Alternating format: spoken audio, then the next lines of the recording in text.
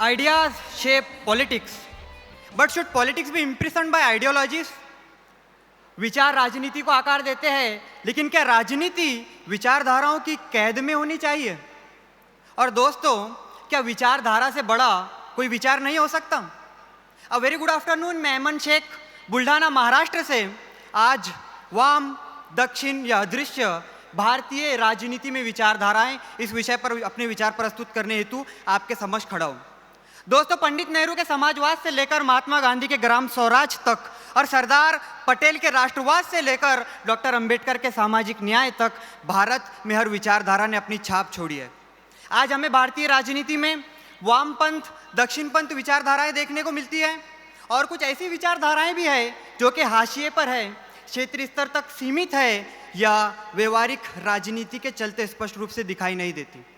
लेकिन दोस्तों, असल सवाल यह है कि क्या किसी एक विचारधारा से भारत की जटिलता को पूरी तरह समझा और चलाया जा सकता है? वामपंथी विचारधारा का मुख्य आधार सामाजिक न्याय, सरकारी नियंत्रण और समाजवाद रहा है, लेकिन सरकारी हस्तक्षेप से कभी कभी आर्थिक विकास धीमा पड़ जाता है और निजी क्षेत्र की भागीदारी भी कम हो जाती है। वहीं दक्षिणपंथी विचारधारा मुख्य रूप से राष्ट्रवाद, सांस्कृतिक पहचान और मुक्त अर्थव्यवस्था पर केंद्रित है। हाँ, दक्षिणपंथी विचारधारा ने भारत को वैश्विक शक्ति बनाने में अपना बहुत बड़ा योगदान दिया है, लेकिन इसकी आलोचना भी होती है कि यह कभी कभी धार्मिक ध्रुवीकरण और अल्पसंख्यकों की उपेक्षा को बढ़ावा देता है। और दोस्तों, इतिहास हमें यह सिखाता है कि जब कोई विचारधारा चरम दक्षिणपंथ, एक्सट्रीम राइट की ओर बढ़ती है, तब हिटलर और मुसोलिनी जैसे नेता उभरते हैं जिनकी फांसीवादी नीतियां अधिनायकवाद और दमन को जन्म देती है। वहीं जब कोई विचारधारा पूर्ण रूप से वामपंथ, एक्सट्रीम लेफ्ट की ओर बढ़ती है, तब हमें चीन और उत्तर कोरिया में कठोर एकदलीय शासन और नागरिक स्वतंत्रता के उल्लंघन का उदाहरण मिलता है। लेकिन भारत किसी एक विचारधारा तक सीमित नहीं रह सकता।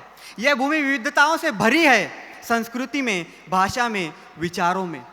तो हमें ज़रूरत है संतुलन की, एक ऐसे दृष्टिकोण की जो ना केवल राष्ट्रहित को सर्वोपरि रखे, बल्कि लोकतंत्र, स्वतंत्रता और समावेशिता जैसी भावनाओं की भी रक्षा करे। दोस्तों, अरबिंदो घोष ने कहा था, India is neither a piece of land, nor a figure of speech, nor a figment of imagination. India is a mighty shakti composed of billions of shaktis. Bharat की ताकत उसकी संस्कृति और विविधता में है। हमारी संस्कृति हमें यह सिखाती है कि अलग अलग विचारधाराओं के बीच सामंजस्य कैसे बनाएं। तो दोस्तों, भारतीय दृष्टिकोण से सवाल ना तो लेफ्ट का है और ना ही राइट का है, बल्कि सवाल है भारत के भविष्य का।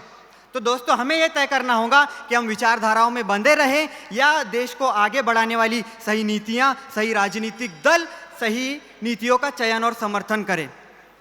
आखिरकार राजनीति में विचारधाराएं मायने रखती है, लेकिन देश सबसे ऊपर आता है। लास्ट में इस नए दृष्टिकोण को नज़र में रखते हुए यहाँ पर बैठे हुए सभी युवाओं को मैं इन दो पंक्तियों के जरिए संबोधित करना चाहता हूँ, और वो ये है कि कबीर देख नए जाविये से दुनिया को, कबीर देख नए जाविये से दुनिया को, पता चले कि किसी नौजवान की आंखें हैं। बहुत बहुत धन्यवाद।